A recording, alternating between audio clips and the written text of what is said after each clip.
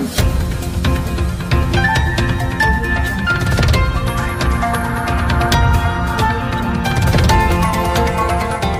देख रहे हैं मगरा न्यूज़ राजस्थान, खबरें सबसे तेज।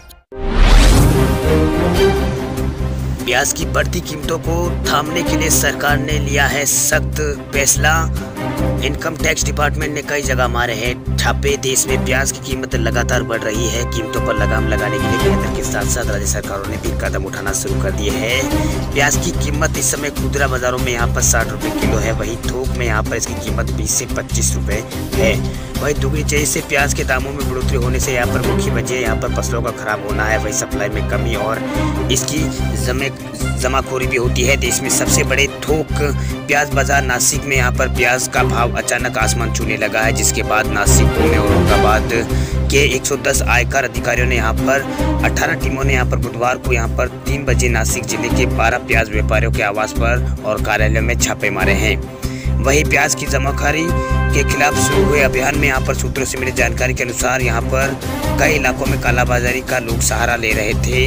ये कार्रवाई लासलगांव के प्याज कीमतों में लगातार वृद्धि के मद्देनजर हुई। इस मद्देनजर यहाँ पर पहले सितंबर से लेकर नवंबर तक प्याज की कीमत आसमान छूने लगती है। वही प्याज का मसला ऐसा ही हो चुका है। सरकार तक इससे चिंताग्रस्त हो जाती है। कई मौकों पर प्याज की कीमतें यहाँ पर राजनीतिक मुद्दा बन जाती है। इसलिए सरकार कोशिश में रहती है कि प्याज की कीमतों को काबू में रखा जाए, लेकिन फिर भी इस साल इस सीजन में प्याज की कीमत यहाँ पर बेकाबू होती हुई नजर आ रही है।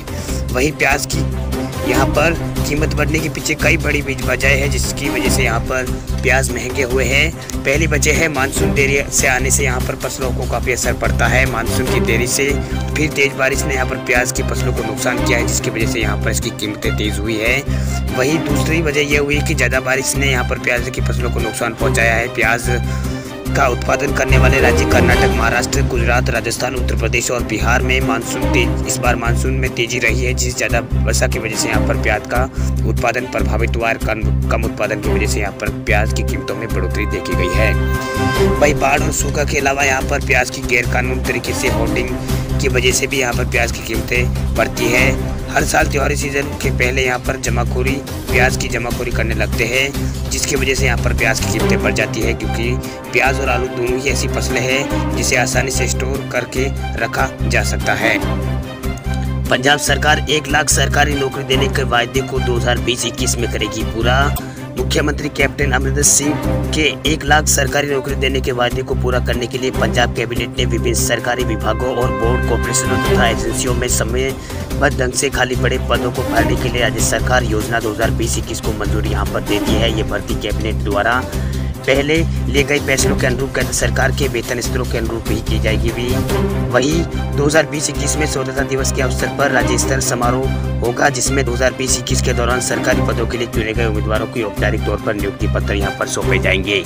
वहीं कैबिनेट द्वारा मंजूर योजना के अनुसार सभी विभागों को 31 अक्टूबर 2020 तक खाली पड़े पदों को लेकर आवेदन मांगने होंगे। यहाँ पर प्रशासन विभाग में पारदर्शिता, मेरिट और समयबद्ध ढंग से यहाँ पर भर्ती करने के लिए जिम्मेदार होंगे। वहीं कैबिनेट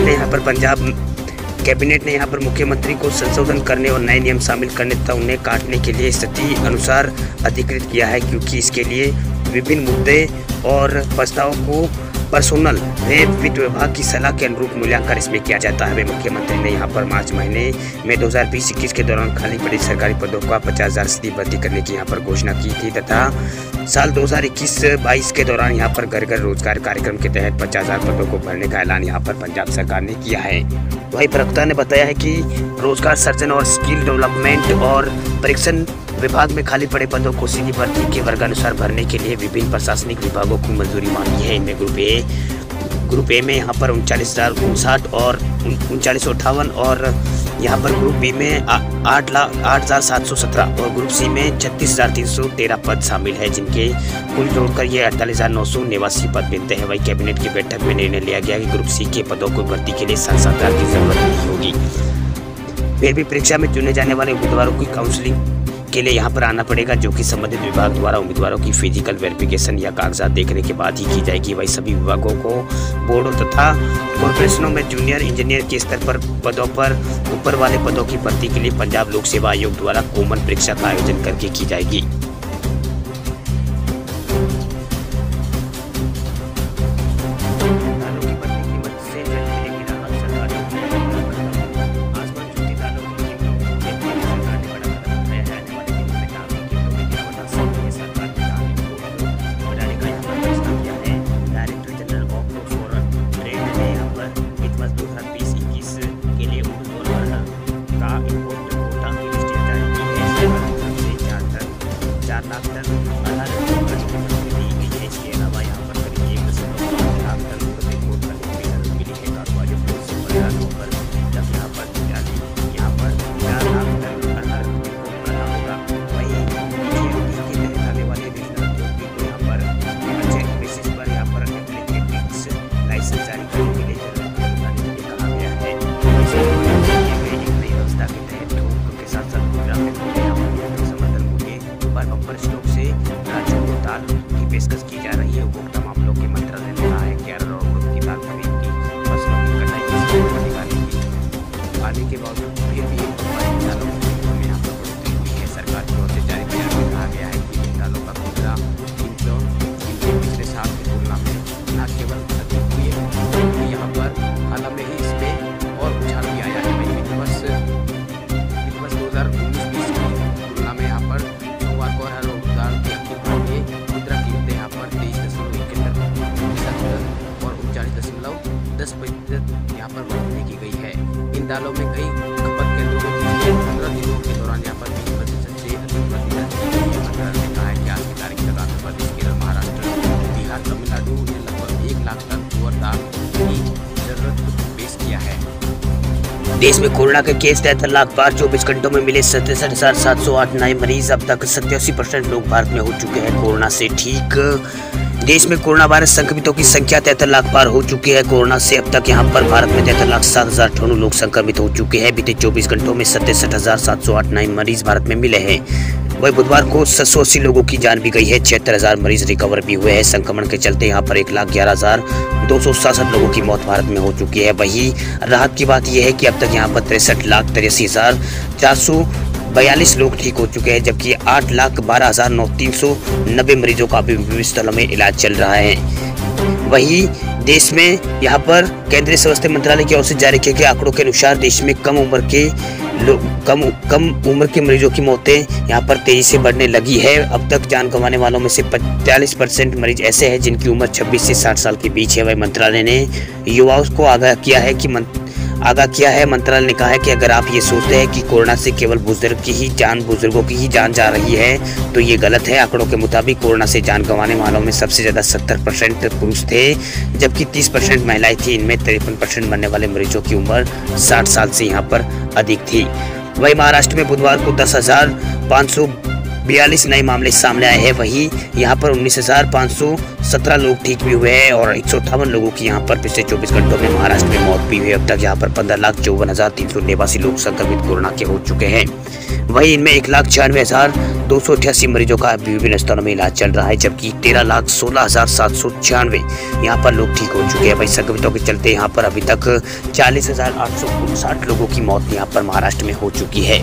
वहीं दिल्ली की बात करें तो दिल्ली में कोरोना के मामलों में सुधार देखा जा रहा है। पिछले 24 घंटों में राजधानी में 1849 नए केस सामने आए, जबकि 40 मरीजों की यहाँ पर मौत भी हुई है।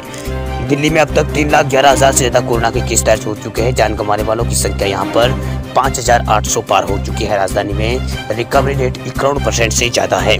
वहीं बिहार की बात करें तो बिहार में बुधवार को यहाँ पर 1326 लोगों की रिपोर्ट पॉजिटिव आई है। 1375 लोग यहाँ पर ठीक भी हुए हैं। 6 मरीजों की यहाँ पर मौत भी हुई है। अब तक यहाँ पर 86.7 लाख लोग यहाँ पर 86,7 लाख लोग यहाँ की जांच हो चुकी है।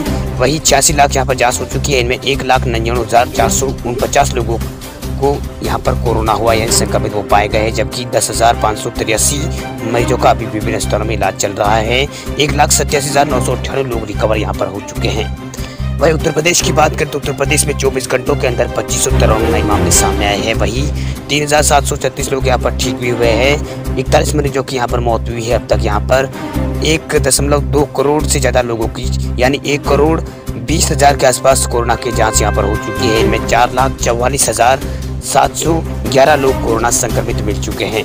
जबकि 36,898 मरीजों का अभी विभिन्न स्थलों में इलाज चल रहा है। 4,01,306 मरीज अब तक ठीक हो चुके हैं। कोरोना की वजह से यहाँ पर 6,507 लोगों की मौत उत्तर प्रदेश में हो चुकी है। वही आईसीएमआर के मुताबिक 14 अक्टूबर तक कोरोना वायरस के भारत में कुल 9 करोड़ 12 लाख सैंपल टेस्ट किए जा चुके हैं, जिनमें 11,36,183 कोरोना की टेस्टिंग कल की गई थी। वही मृत्यु दर एक्टिव केसों की रेट में यहाँ पर लगातार गिरावट दर्ज की जा रही है। मृत्यु दर गिरकर भारत में 1.52% हो गई है। इसी के साथ एक्टिव केस जिनका विभिन्न स्थानों में इलाज चल रहा है उनकी परसेंट भी यहाँ पर दर भी 11% होगी। इसी के साथ रिकवरी रेट एंड ठीक होने की दर भारत में 87% है।